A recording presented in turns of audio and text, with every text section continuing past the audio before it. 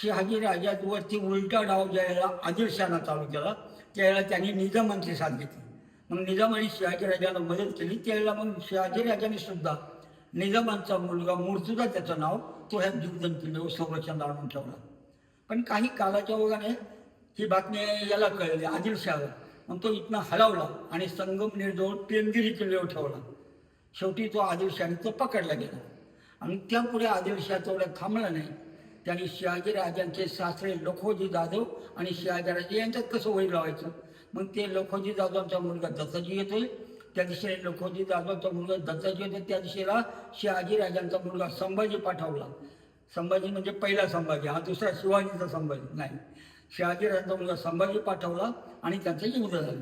युद्धात लखोजी जाधवांचा मुलगा दत्ताजी मारला गेला आणि दत्ताजी मारल्यानंतर लखोजी जाधव चौथळले. त्या काळात जिजाबाई गरोदर होते आणि गरोदर असताना ते इकडं माहुली किल्ले शहापूर तालुक्यात त्या माहुली किल्ले होते. पण लखोजी जाधवांच्या पाठलागामुळे ते जिजाबाईला घेऊन नाणे घाटाने वरती आले आणि शिवनेरीचा किल्लेदार विश्वासराव त्याने सगळी जिजाबाईची व्यवस्था केली. शिवरायांच्या जन्म शिवनेरीवर झाला.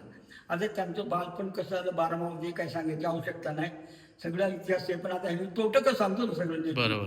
आणि मग काय शिवरायांनी सगळं काय केलं या नाणेघाटानं. कल्याण खजिना उठला तो सुद्धा या नाणेघाटानेच वरती आणला गेला सुभेदाराची सोय.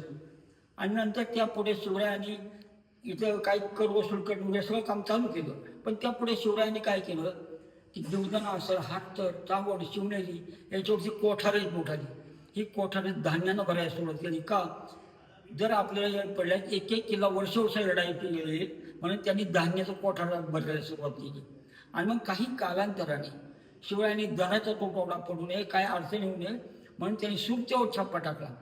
सुरतेचे हजारो घोडे हजारो बैल भरून जे धन आणले ते काही पूर्व मार्गाने लोहगडावर पाठवले गेले. आणि जे नाशिक मार्गे इगतपुरी मार्गे जे आले नाणेघाटाच्या पायथ्याला ते घोड्यांच्या रेड्यांच्या खेचराच्या मदतीने वरती आणले.